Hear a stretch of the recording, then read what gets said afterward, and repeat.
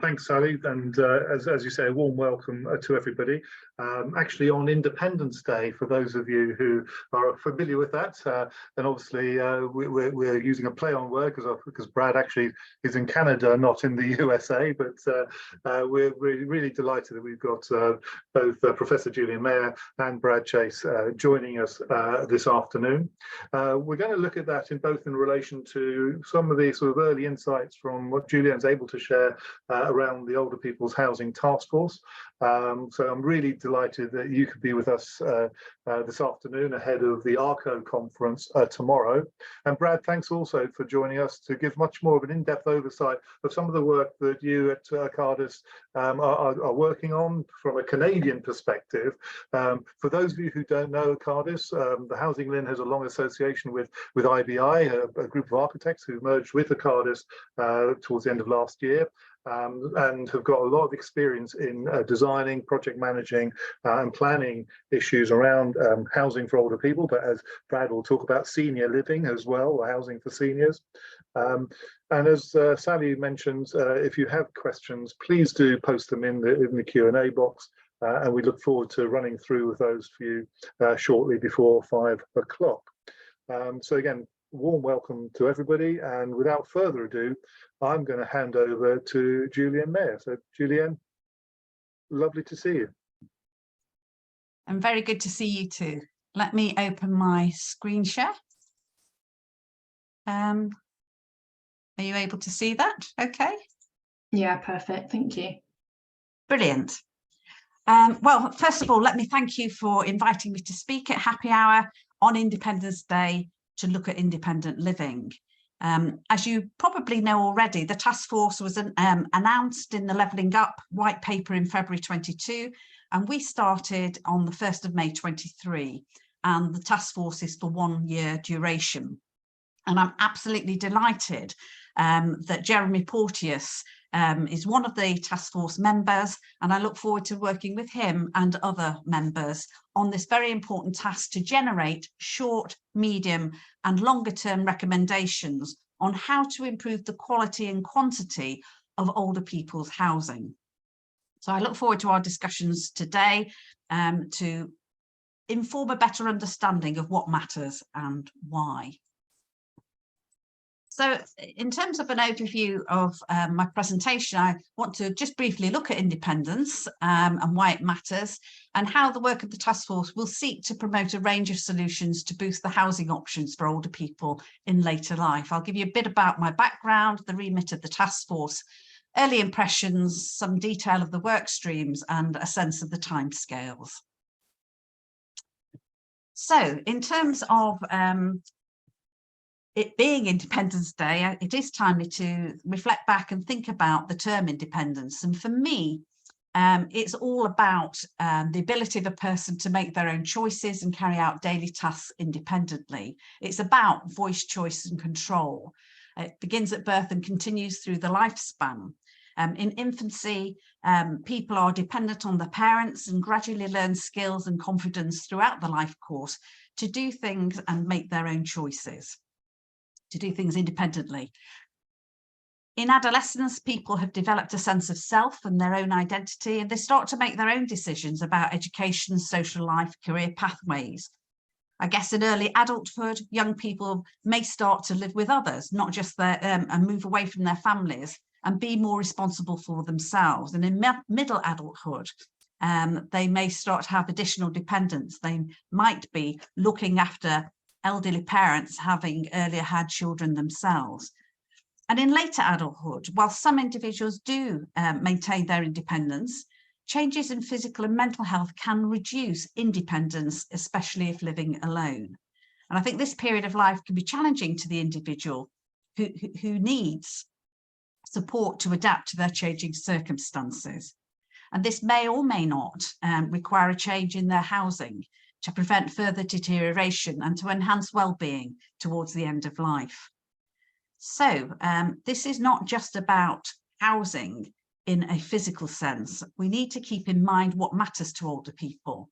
And I want to draw on work that I've been involved in previously, which has highlighted the importance of for older people of maintaining identity, sharing decision-making, creating community, facilitating transitions, improving health and healthcare, and supporting good end of life.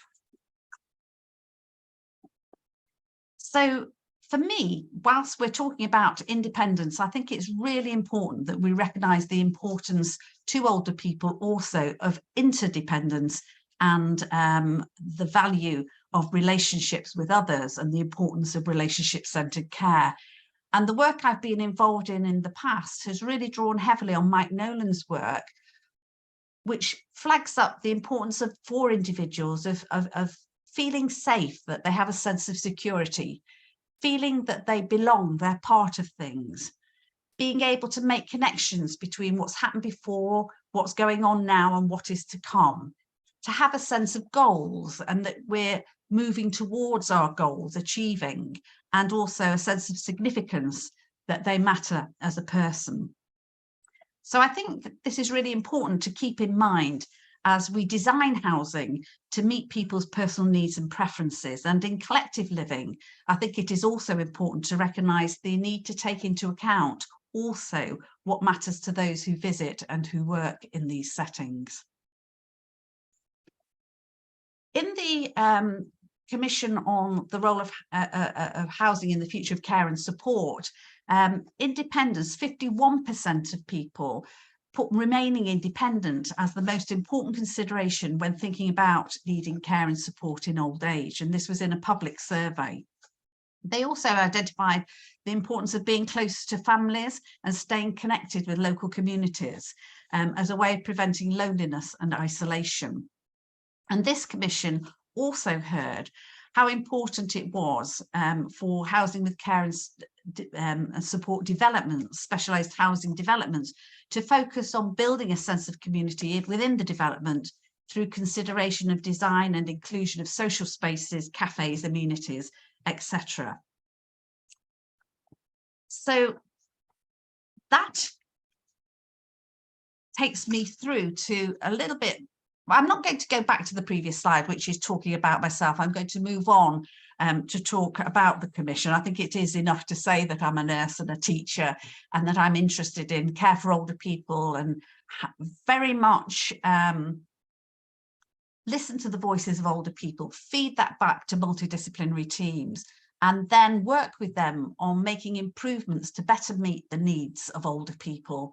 And the research bit are really just what are the lessons learned from attempts to improve practice.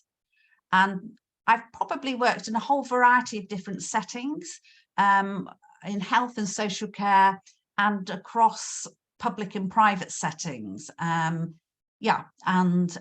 Although my work in relation to care homes is probably best well known, I think it was the work of the Commission, being a co-chair on the Commission on the role of housing in the future in care and support, is probably why I'm here today. But I also ran a learning network at the King's Fund in association with My Home Life for people in housing, health and social care. So moving on then to the task force, it's really interested in everything but care homes. And we're particularly interested in the middle income bracket. So people who own their own homes, but maybe don't have much cash, or people who are renting and have a pension. So it's the middle market. We're not looking at social care. We're not looking at people at the top end. We're looking at this largest segment of people in the middle. So we are interested in how to support people who want to continue to live in their own homes, ways to incentivise people to right size and release family homes. And we're interested in how we can expand the older people's housing market so that there is more choice.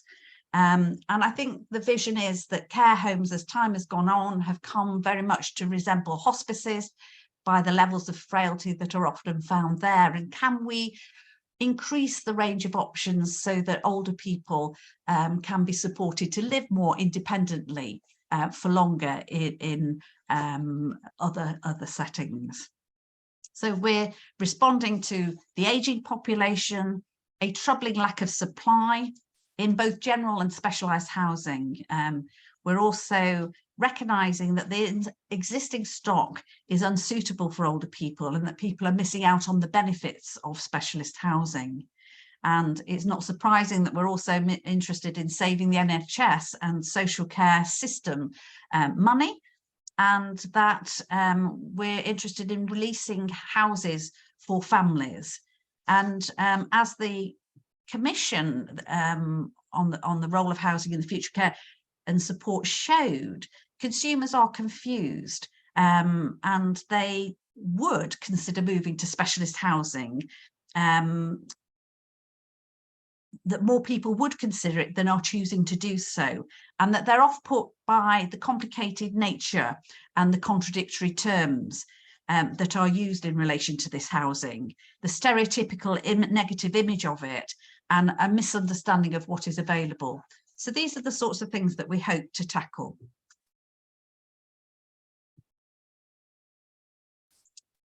So I'm delighted to be working with Rachel McLean and Helen Waitley from the Department of Levelling Up, Housing and Communities, and Helen in the Department of Health and Social Care. And what I really hope is that actually this partnership working at the top will, infiltrate all layers of the health and social and housing care systems.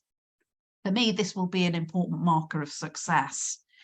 And I am delighted to be working with a whole range of different people with different experience and expertise as task force members. And they represent academics, parliamentary groups, architects, charities, operators, people interested in investment, Jeremy with his Learning and Improvement Network, legal experts, people with lived experience, local councils and national representative bodies. And I feel very much that this is once in a lifetime opportunity. And I hope that the ways of working that I bring, which I think are probably being collaborative, appreciative and evidence informed, I hope this will hold us all in good stead. So we want to keep lived experience at the heart of the task force, and we intend to hold meetings and do visits in situ so that we can continue to learn from residents and their families and providers. We've enjoyed some really excellent visits to Central and Cecil's Grace House, Abbeyfields at the Dales in Bingley, and Audley's Mayfield Watford Retirement Village, and Extra Care Stanley Wood Retirement Village in Milton Keynes. Fantastic design buildings, lots of food for thought, and a great example at Extra Care of where it felt like the residents had taken over. It was like a university campus. They were managing all the activities and fully organised and engaged. So the task force is big, and we've broken it down into 3 work streams. And the first work stream is led by John Galvin and Catherine Smith, and will focus on people. And in it are Caroline Abrahams, Geeta Nanda, Judith Phillips, Sarah McClinton, Sunena Stoneham, with input from James Jameson, Jeremy and Parvin Popat. And this this work stream will really develop an in-depth understanding of what older people and those approaching older age and their families and carers want, and what their preferences and needs are. We'll want to further understand how and why choices are that older people and their families and carers make may be different to their preferences, and why. And we want to understand the variation in the choices that older people make due to their different levels of need. And we want to ensure that we respond to the diversity of needs for older people, different communities, by developing a thorough understanding of the barriers that some people face due to factors such as race, sexuality, disability. And we want to ensure that the work stream is inclusive. Identify how older people, their families and carers can be empowered and feel equipped to exercise the choices that they want to make. and we want to make a strong business case so that we can commission some research that will add to the existing knowledge in this area. The second work stream is going to be led by Nick Sanderson, Ben Rosewall and Jeremy. And this work stream is investigating what good looks like in terms of the types of housing, the design and fabric of the home, building regulations, and how consumers might access different housing options. We want to include recommendations on improving people's existing homes, as well as design for new homes. We are having a debate, I have to say, around whether we need to narrow our focus more, but I'm speaking for the present time.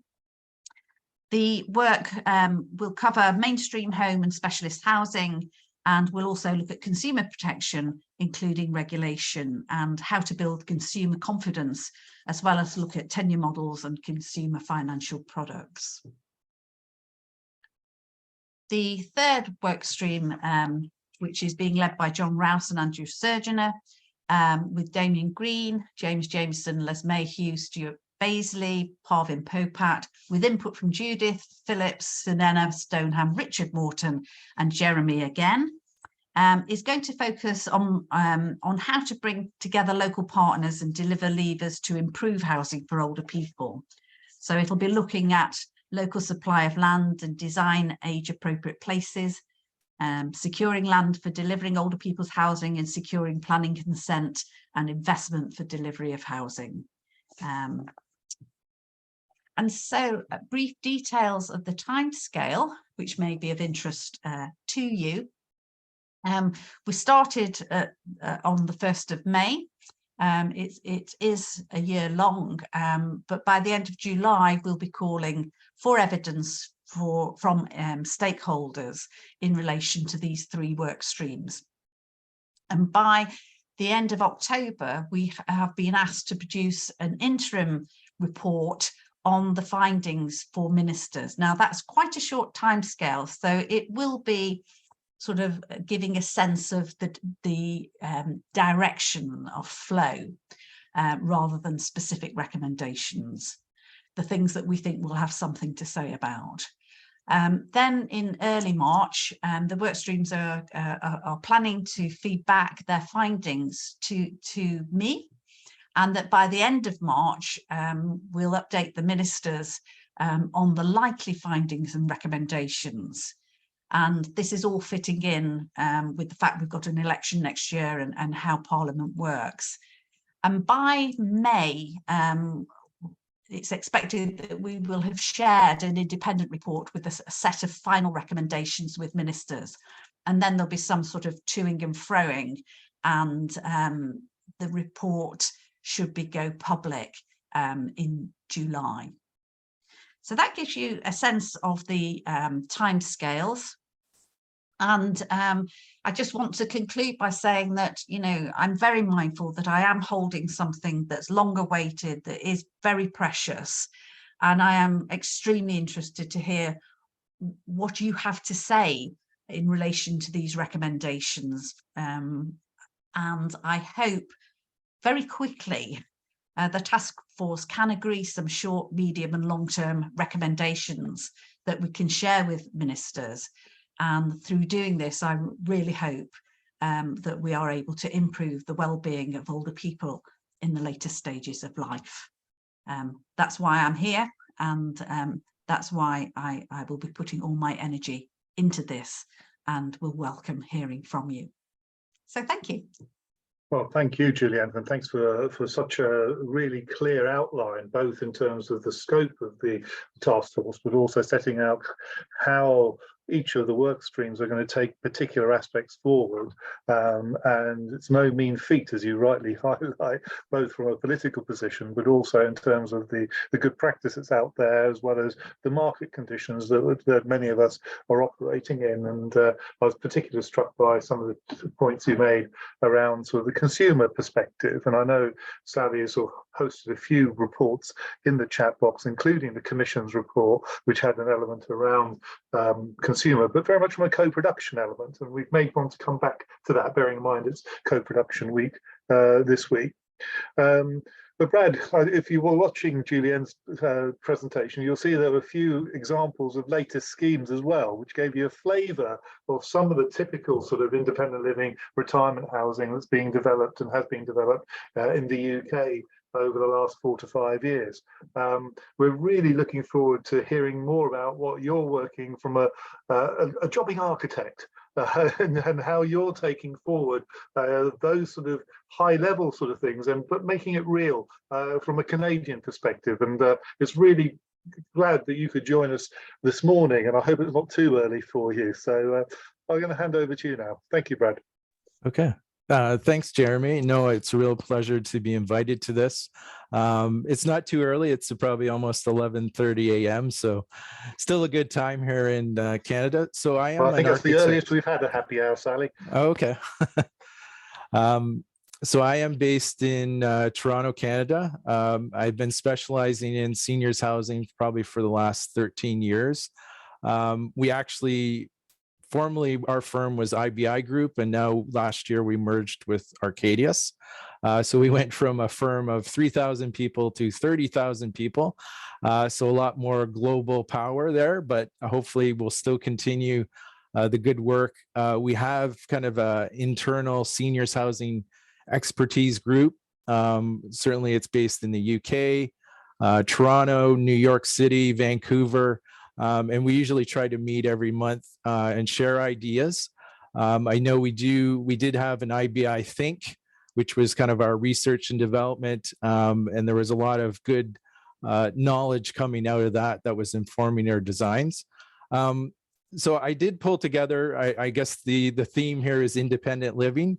So I kind of wanted to give you a snapshot of what we've been doing over the last maybe 5 years here in Canada. It's kind of a mixture of, I would say, really what happens in Canada for the development of seniors, at least multi-res. It falls into kind of private for-profit or non-profit groups, which often be cultural groups. And then the last is government funding. So we've dabbled in all three, but I would say most of our work has been for the private for-profit because really they have the funds and they seem to have the agility to get things built. Unfortunately, the government, they throw money at things, but they're not very efficient. We've been working on one project. It's supposed to be a very ambitious project in Toronto. It has long-term care, transitional housing, shelter, and it's been ongoing for the last 5 years. We've been actively working on it. It keeps on getting delayed, or so very inefficient and really actually very frustrating. So I'm going to share my screen. I do have a lot of visuals, but I'll talk through it. So let me just share my screen. Sure. Can everybody see my screen?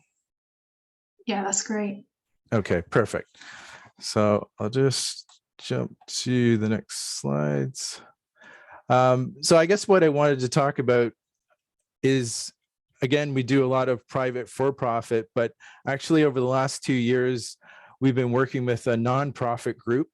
I guess what we're seeing in Canada, I'm not sure if it's so common in the UK, but certainly Canada is very multicultural. We're seeing a lot of Chinese communities, the Italians, and actually this project is for the Vietnamese Canadians.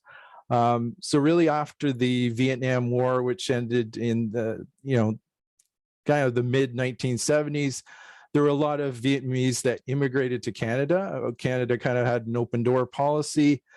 And now there's probably about over 100,000 Vietnamese Canadians that live in the GTA.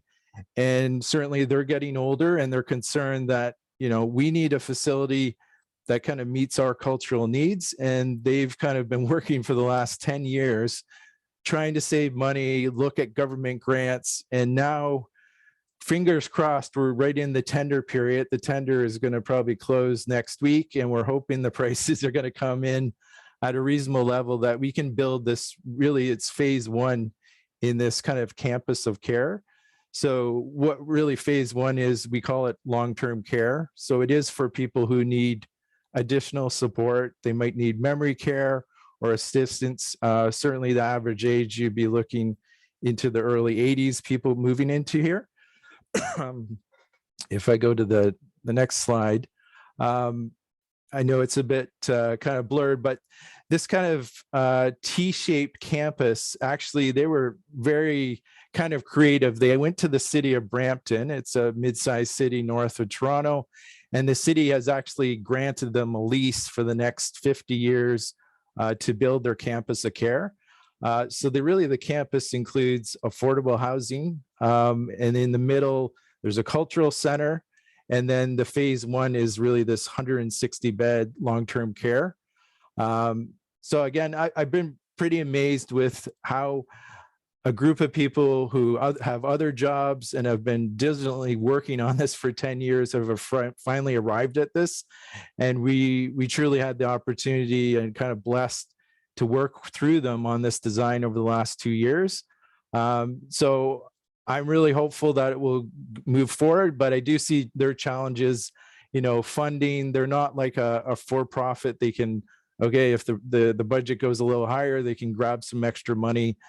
Some other places, they really need to rely on keeping the budget in check based on the government funding. So I guess that's really a challenge for the nonprofit groups in Canada. But I guess kind of just giving you a snapshot of the for-profit developers, what we're really seeing is a lot of our sites, they're kind of suburban. The sites are probably anywhere from 2.5, 3, 4 acres, trying to integrate into kind of existing residential neighborhoods, but offering kind of different levels of care. They would have memory care, assisted care, independent living, and even seniors apartments. This project that you can see, obviously they have a kind of embellished amenities such as pools and fitness.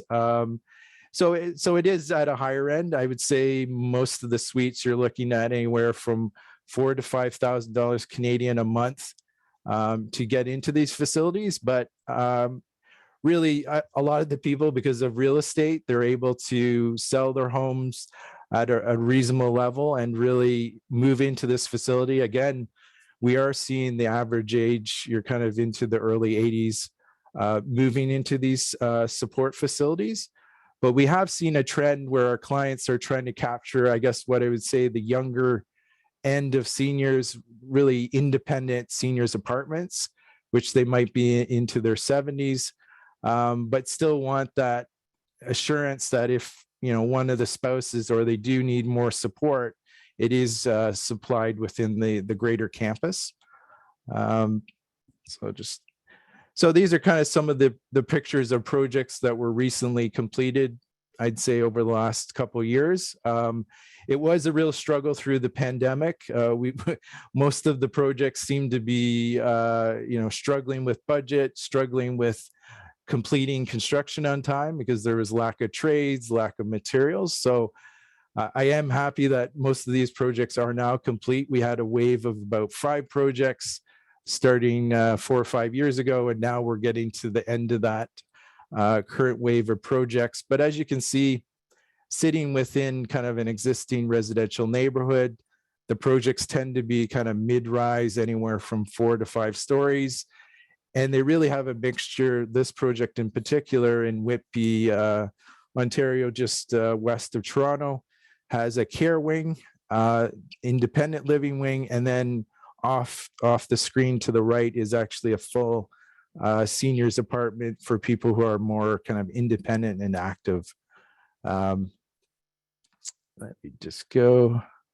And then again, more shots. Another one in Hamilton, kind of, again, really being developed in existing neighborhoods or up and coming neighborhoods. This one happens to be next to a commercial development, and then next to it is single family dwellings. But we're also looking at, even though Canada is quite large relative to the UK, we still have short demand on premium sites. Like, Canada as a large country has a lot of land and forests, but our population tends to concentrate in certain areas such as Southern Ontario. So land is still expensive and at a premium. So we often do have to go vertical You can see we're doing a tower, which happens to be in Halifax, Eastern Canada. And then the one on the right is a facility we built in Toronto. Again, really, I call it a campus of care. The entire ground floor is a rich mixture of amenities, which could be pools and cafes and restaurants. And then usually the high level care is at the lower portion of the building. And then there might be a wing of more independent living apartments, which have, full kitchens, washer dryers, and those people are able to, they're still driving, they can be part of their community. I guess we're seeing a lot of the people, they want to stay in their community, so they're selling their house in the local community, and then they're able to move into the facility and stay within their community and not have to leave for, I guess, an unfamiliar environment. Let me see. So I guess the one interesting project I really wanted to highlight, because it's quite unique compared to what we typically do, like smaller sites, trying to go vertical. Our client Shannex, which we've been probably working with for the last 10 years, is actually probably the largest seniors housing provider on the East Coast of Canada. So really the East Coast of Canada would include the provinces of Nova Scotia, New Brunswick, and actually they have moved into Ontario, which is the most populated province, and developed about 3 or 4 facilities. But what's unique with the Shannex project, again, just giving you a taste of where we're at. So Halifax is one of the major cities on the East Coast of Canada, quite picturesque. You can see the old kind of fort citadel, and it is right on the ocean.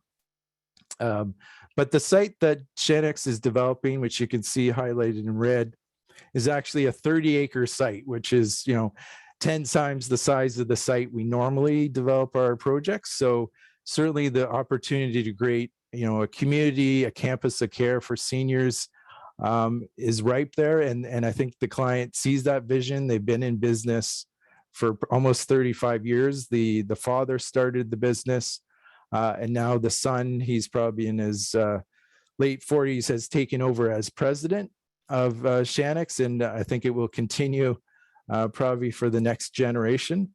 So really the site, it's as I said, a 30-acre site. It's within an existing context. You can see surrounding apartments, schools, and even commercial developments such as grocery stores and other services. So it's really, I'm sure many of you heard in the States, there was this big boom probably in the 90s and 2000s developing these campuses of care. And even previously before that, it was kind of gated communities based on a golf course. But I think really this model is about trying to be part of the community, but also creating its own community that can draw in the surrounding neighborhood without being kind of an isolated, gated environment. Let me just go. So again, a couple pictures, just the context. Fairly flat site. It's actually all bedrock. There is a lot of bedrock on the East Coast, so definitely they'll have no problem with their foundations, but probably difficult in excavating for any basement. And then, so actually Shannex, on the corner of the site, they did build their head office. So they want to really be truly connected and integrated with this new kind of 30-acre community, which is focused for seniors. So I guess really we started the project probably almost 2 years ago. And because it was such a large site, I know the client, they were trying to do their own kind of design work, and they finally said, well, we really need some help from, urban designers, landscape architects. And really we had that expertise. We have extensive experience in designing seniors. We have an extensive urban design team and landscape team. So we really took the site and came up with almost 3 concepts, how we could take the development of the site. The first one was kind of a new urbanism, kind of creating this village-like concept where we have individual squares and focal points within the community, highly kind of landscaped. We even had like a little feature chapel in the middle. So really this kind of new urbanism village-like design concept. Sorry. And then this is kind of our graphical representation as far as the different building types. So you can see kind of this spider shape is the nursing home, and then we have more independent living, plus kind of some bungalows or townhouses. So really a mixture of building typologies. And then I guess these were some of our kind of precedent visioning images, what it could be, kind of a community based on squares, retail, highly landscaped. So again, this was kind of concept number 1 out of 2. The second concept, we kind of took the idea of, okay, what if we look at nature and the path of the sun? So almost creating the central spine or road followed that the arc of the sun and really became that feature. So it's a more kind of organic, more looking at nature, how the development could fit into that. And we really came up some interesting features such as this atrium kind of or amphitheater cut into the landscape, meandering pathways. Some of these images are from a development on the Florida Panhandle. It was kind of an integrated community, but certainly ours were more kind of East Coast Canada based. And then the third concept was kind of, I guess we call it a resort type. Certainly it's been done before where kind of a lot of kind of water features focused around tennis courts, but again, looking at a community that's walkable, has a variety of building types for seniors, anywhere from nursing home to fully independent apartments. And then you can again see kind of this summary of our layout. And again, some of the kind of images we used from various other projects kind of being, you know, the trails, the pathways, the kind of individual houses within a landscape setting. And really, I guess out of the 3 concepts, just to give you an idea of the scale, each concept we're basically looking at over 2,000 people occupying this community. So it is a significant community compared to our individual buildings, which are usually only 180 to 200 people. We're looking at over 2,000 people within this community. I think the client is hopeful to build it out, you know, over the next 10, 15, maybe it will take 20 years, but I know they are starting phase 1 soon. But I guess out of these 3 concepts, they did kind of come up with a 4th version. They did love the idea of a central square where they would have their common amenities, village. So that would be the focal point of phase 1, which you can kind of see here, this kind of central square in the middle. And then we have a couple images. So again, as far as 3D, maybe I'll jump to the 3D. Again, because of the size, it needs to be done in phases. So this is trying to capture phase 1, where we're building out the nursing home, long-term care. We're building out the central square, and then this large kind of amenity pavilion, which would have, you know, restaurants. It would have fitness, gym, and really the idea is that it wouldn't even just be for this community. They could even have memberships for the surrounding community. They could come in and use the facilities, obviously for a fee, but they really want to get away from that idea that it's kind of a gated community just strictly for seniors. They want it to kind of flow into the surrounding community. You know, there's schools, there's other apartments that seniors could be living in surrounding the campus. And then you can kind of see this kind of the build out. But again, we did this version probably a year ago. They tinkered with it, and then they came back again, some images of the the vision. We had this kind of common square where we had a bandstand, and it would be very active. We would have the kind of amenity pavilions in the background, and then really skirted by the residential mid-rise buildings. Let me just go, whoops.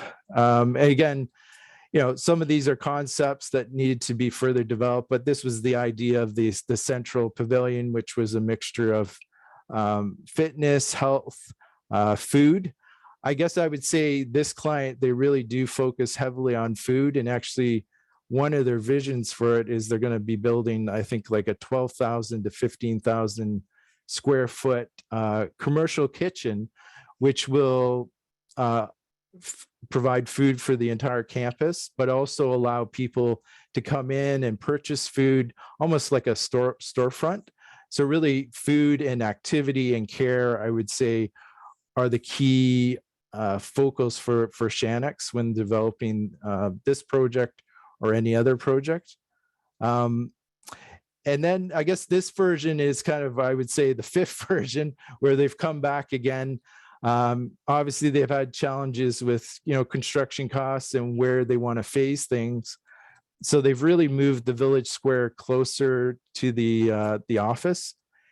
And now it's become more kind of a street edge, more active, addressing the main street. So you can see we kind of have outdoor retail, restaurant. People would be able to come in, eat there, purchase food. And really, it's, again, becoming more of an urban design, whereas the previous one was a bit more kind of as a secluded village, turning its back away from the street, whereas now we're trying to be more integrated into the urban fabric. And I know for phase one, they are starting probably this, the amenity hall and probably two of the more independent living apartments to start with, and then the nursing home starting this year. And again, you know, these are in design concepts, and I'm sure with this client, things will evolve again, and we'll have another chance to tweak stuff, adjust. But if I go back, one unique feature is the, sorry, I think the slides are kicking too quickly. Oops. The kind of central landscaped courtyard that's going to house, you know, fountains, outdoor activities. We got the pickleball courts, outdoor exercising. So again, a very ambitious. They're trying to capture a variety of typologies, anywhere from full nursing care to independent living to all-inclusive. So they've certainly done it before. They've had 35 years to do this on smaller sites. So this is really their chance to do it at a large scale to solve that challenge. And hopefully what we've laid out for them is kind of a solid baseline that they can continue to pivot, develop. I'm sure some of these building topologies will change again, but quite excited where we're at with the project. So I think I'll stop it there. I'm not sure how much time we're running out. You're bang on time, so you're doing really bang well. on time. Yeah, Okay. you've got a few more minutes if you've got one or two more slides. Yeah, I guess again, one of our shots of the courtyard, you can see we're looking at doing a greenhouse where residents can be active gardening, growing things. You know, certainly like the UK, I know you don't get as much snow as us, but we do have cold weather most of the year. So certainly summers and greenhouse and covered walkways is something we need to integrate just to really extend the seasons for people. So I think that's the last slide. Well, thanks for that. Really fascinating. And I know we've got several architects who are on the call watching in, and they may want to pose some questions. But as you were giving us a sort of like a tour of Shannex and things, it struck me that some of the images that you shared with us sort of remind me of some of the schemes we've developed over the years. And I know Shirley Hall, who was at Extra Care Chapel Trust, is one of our participants this afternoon, and it reminded me of, say, the Coventry scheme in New Elsdon, or the new one at Longbridge in Birmingham. So it's interesting, slightly different scale, but some of the concepts are parallel and sort of familiar to us. So thank you very much for sort of sharing that, and really interesting tour, as I said.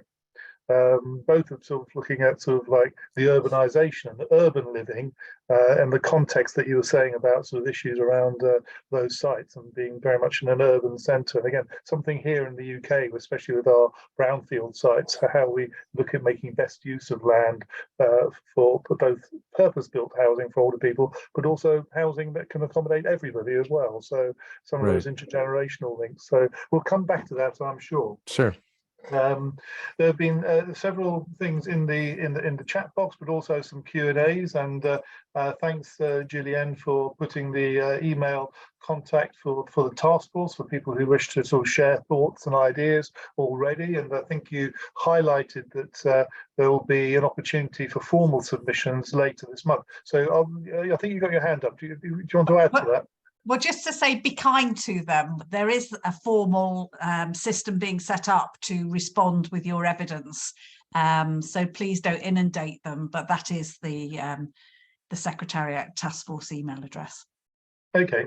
Well, look, I think the first sort of few questions are very much aimed at you, if I can put it that way, Julienne. So, Bob, great to have you with us this afternoon again. The task force has a massive task, and there's a great opportunity. Will there be a life to it after 1 year, and how will we keep the recommendations alive? So, again, you sort of highlighted some of the timescale, Julienne. Any thoughts about that? Yeah. I mean, I am very mindful that we've got an election coming, and who knows where we will be. And I think it's going to be important that we don't make our recommendations in sort of in a concrete way, that by this time, by this date, this needs to have happened. I think we've got to show lines of travel. And so the report doesn't get immediately out of date because something was specified hasn't been acted on, and we can now forget about it. So I think that's going to be important. I also think it's important that we take people with us, and that we listen to the all-party parliamentary groups who work across the different parliaments to actually make sure that the recommendations that we are making, there is a consensus around them. So I think also the people who are around the table, they represent a wide range of stakeholders, and I'm really impressed with the other stakeholders who are busily getting in touch and saying what they want to contribute to. It feels as though the task force, isn't going to be a magic wand. And that actually over a period of time, what I hope it does is give us a leg up. That's what I'm hoping for. Well, I know from your expertise in sharing this already, I mean, you've been very realistic about, what are the sort of quick wins, what are the medium and the longer term ones, because some of the ones that may come up may require Parliament itself to think about regulation or primary legislation, and that will be, longer term informing and influencing to get some of that done. Yeah. Absolutely. And Maria also asks a really important question about that engagement exercise, and in particular she touches on are the task force interested in hearing from advocacy or specialist groups such as older people from the LGBTQ plus communities, and bearing in mind what Brad was talking about in terms of the Vietnamese community he's been working on and with in Toronto. Any thoughts? You touched on diversity issues generally, but any thoughts in particular? Yeah, so in terms of engagement, I think we want to reach out to and represent a wide variety of different groups, and we're going to ask people through the engagement exercise, through the stakeholder call for evidence, to really be very focused in their answers and to provide us with evidence. So we're not looking for anecdotal people's views or opinions. We're asking for concrete evidence. I think we need to do that because the task is so large.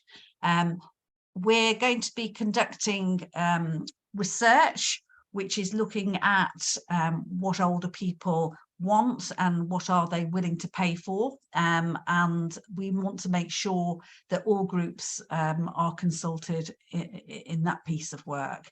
And we'll also be running focus groups with people who've had lived experience, and that will also inform our work. And each of the work streams are also going to be themselves inviting in, wanting to talk with a whole range of stakeholders. So definitely we want to hear from diverse groups. There's no question of that. Absolutely, and it is Pride Month. We're really reflecting some of the issues around LGBTQ already in some of those early discussions that we've had. And I know organisations like Tonic and others have been in touch, and we want to make sure that we hear and listen to those voices, don't we? Absolutely, and I think there's something very exciting about communities, having a say about what they want, and it being a real community. And I think, often these groups lead the way, and I look forward to hearing what they have to say. Julienne, a couple more for you before we move on to Brad. And we've got an anonymous person who posted a question about the typology, about the housing typologies. And I think you emphasised probably a bit more about the mid-market and about the owner-occupied market. Will it also include social housing as well, the work of the task force? So no, it won't include social housing. We want to learn the lessons from social housing, but our focus is very much going to be on this middle income market, people who own their own homes, limited cash, and those who, those who've maybe got a pension and are renting. That is the largest sector, and that's the one that we are going to focus on. But clearly, there will be lessons learned from other ends of the spectrum. Yes, and I think it's something that Lord Best, in one of his earlier HAPPI reports, identified as the largest area, that middle market. And but I think there's, from our perspective, I think at the HousingLIN, and I'm not talking here as a task force member, is that we are also seeing social housing organisations who also want to think about that in relation to either shared ownership, private rental, or other forms of mid-market offers that they may want to get involved in at a later date, or indeed some already doing so. So that may be something that comes up not in the short term, but in the longer term. When the recommendations come up, there'll be some things that social housing will want to think about. Yes, I just think it's important that we also don't replicate and duplicate. And so Lord Best is now doing a piece of work which is looking at older properties that maybe are no longer fit for purpose and need to be redeveloped. We need to be wise in how we focus and spend the task force money. I've very close links with Dunhill Medical Trust, because they commissioned the Commission on the Role of Housing in the Future of Care and Support, and they are working with the Centre for Ageing Better on recommendations on a national home improvement strategy, and this will pick up on issues around the existing housing stock, and they'll make sure, I'm sure, that they will link with us and share their findings. So we must not replicate and duplicate. Yeah, no, there's a lot going on in this space. Now, Wendy, you asked a really interesting question, which I hadn't thought about, although in the chat I see Sally has highlighted something around intergenerational living. And she wants to know, Julienne, whether increasing the range of options for older people will include any emphasis on intergenerational schemes. Well, having just completed a piece of work around the links between younger people aged 5 to 14 and care homes, intergenerational is very much in my mind. And no, I think it's absolutely vital. And I think there's some very exciting work that's going on in that area. So yeah, we will want to learn our lessons from that too. And I think what struck me actually with what you talked about, and then what Brad was talking about, in particular around sort of the placemaking, you know, I think Brad, one of the images you had was like there was a local school, there were retail offer, you know, it was about that placemaking. Any thoughts about what intergenerational living might look like in relation to seniors from a Canadian perspective? Oh, is Brad frozen? That winter has come early. Sally, do you know if Brad's with us, or has he had to log off? Yeah, I think he's probably frozen. I'll give him a call to see if we can get him back on. Okay, let me just go down the list then. Janet, hello Janet. You've also talked about some work that the U3A are doing as well, about stakeholder engagement and research as well being undertaken. I think again that would link in quite neatly, Julienne, with some of the work that the group is looking at in terms of really understanding the lived experience. I think you touched on in your presentation. So, any thoughts around that? I think that we've been in touch, if I'm getting the right person. And I think it is the same, yeah. Yeah, and it was very helpful to have a look at the work that they've been doing, and that will certainly inform our thinking as we go on to commission research. And also we need to think of how we can engage with lived experience, and the people's work stream are going to advise on that, and I've put through the contacts that I've already been made aware of. So we will be getting back in regard to that, both on the research and on the lived experience. Brilliant. Brad, I think you're back with us, if I'm right. Is that so? Or perhaps there's a delay. I know Sally's trying to get hold of you. Yeah, I've just resent the Brad the login if you can hear us, because I think we can hear you, just not see you. So yeah. Okay, well let's move on then. And Luke from MHA, yeah, you ask if anyone has nice examples of intergenerational living in the UK. There are several out there actually, and in addition there is an intergenerational housing network that is hosted by United for All Ages. So please do contact the LIN, and we can sort of signpost you to that particular network if you aren't already familiar with it. And Sally, maybe also worth just posting the link from our website to our dedicated pages on intergenerational living and the examples that we are aware of already. The HousingLIN is also evaluating a piece of work with a major housing association, and they're linked to a school-based project at the moment. So we hope to be able to share the findings from that in due course. We have another anonymous attendee, or maybe the same one, who doesn't want to give his or her name. What is the middle income market? This is arguably a wide financial range, particularly with the north-south divide. That's an excellent question, and it's probably something that that Ben from Legal and General, who's on the task force, will probably be better understanding in terms of the technical definitions on middle income market. But Julienne, do you have any sort of particular thoughts around that in the short term? Well, only in the way that I have described it. Yeah. I do think as a task force, we need to agree our definitions, and for me, that is going to be around, are we looking at age, or are we looking at levels of frailty, or people's resilience? What is it that we're going to use to classify different groups in relation to what they might be looking for, or indeed whether that's useful or not? Also, I think we need to help simplify the language around the various housing options and make sure that we don't leave any of them out. And certainly the commission that Dunhill Medical Trust funded on the role of housing in the future of care and support has come up with a clearer set of definitions, but I think further work is needed on those too.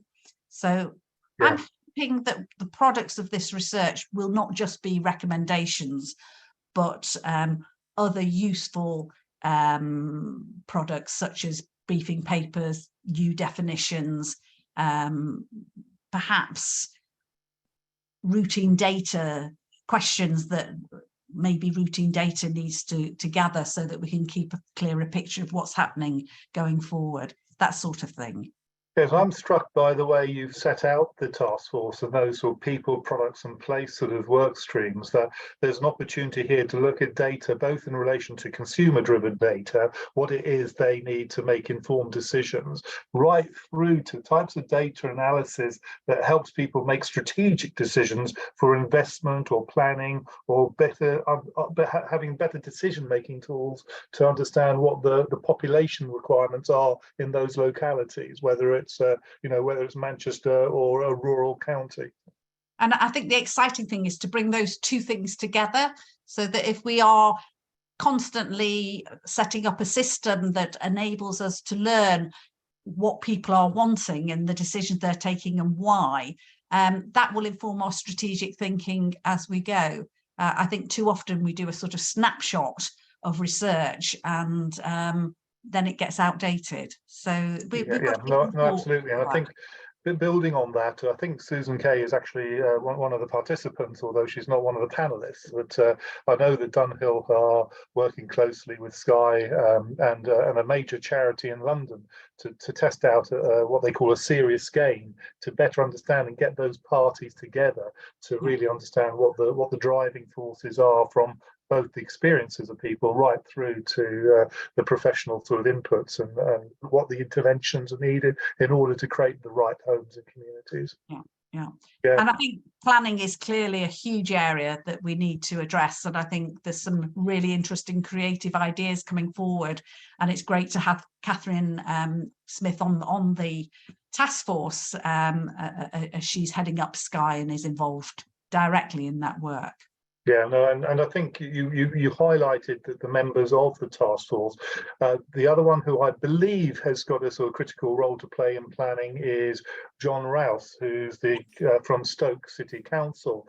Now, for many of you, you'll know John. He was the former Director General of the Department of Health. He was the Chief Executive of Homes and Communities Agency. And I just want to take this opportunity to just say I'm really sad to report that if you're not aware, in the housing sector, Lord Kerslake died over the weekend. He was a great champion of housing of all times, both in mainstream and specialist, at his time as the Chief Executive of Homes and Communities Agency, now Homes England. But in particular, you may not be aware, he was the Chief Executive at the time of the first HAPPI report as well. So a long-standing champion of the work around Berlin and others, and up until now, chair of Peabody Housing in London as well. So very well connected. He'll be a real big loss to our sector. Now, I'm sorry, that was my eulogy, but before, I just want to quickly move on to Sue. Sue, lovely to have you again with us as well. And I know you're really interested in perhaps writing a blog for the LIN about the task force and your thoughts about this. But you touch on the sort of the ARCO point, and in fact, it's ARCO's annual conference for those of you going tomorrow, and about what integrated retirement communities, what they offer. And is that something, she asked, that the task force will be looking at perhaps at a smaller scale than what Brad was sharing with us from Canada? There is a discussion going on currently about whether we need to focus down more. And so I don't want to say too much about what is or is not going to be in scope. What I've shared is what we have been thinking of, but it might be narrowed down further. But certainly for me, it's looking at the fact that some people in a point of crisis move into care homes and it's not always the appropriate place for them. For others, it is. But I think to be able to give people more choice and have a range of housing options, I think that is the way that we need to go. And yeah, I think until we really understand what the older people want and are prepared to pay for, it's hard to really answer that question. I think we need to be building more quality and quantity of all things, to be honest. We seem to be far behind compared to other countries. Now, I'm conscious that Sally's probably having difficulty reconnecting with Brad, which is a great shame because he had a lot to share with us. Sally, any joy at your end? No, unfortunately not. I can't reach him on the phone, but I have resent the joining link by email. So hopefully, right. Well, he may be able to join us, but I do know that Brad's colleague Marit is on the attendee list. I'm just wondering whether she'd be willing to sort of just step in with any final thoughts from Arcadis IBI.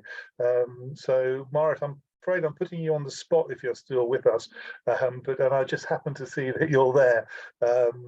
So if you could invite her to join us and she can just perhaps say a few words.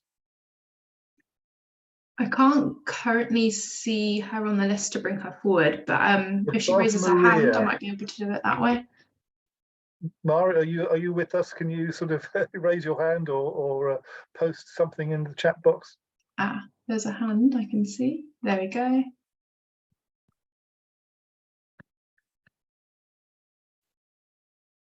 The wonders of technology. We've managed to lose your colleague, Marit, but you've been able to join us. Can you hear us okay? I can hear you. Can you hear me? I can. Yeah, yes. We were all really fascinated by what Brad shared with us. And unfortunately, it seems like the link went down when we started wanting to. I was just wondering whether we've got a few more minutes. Are there any final comments you'd like to make or respond to some of the points that he addressed?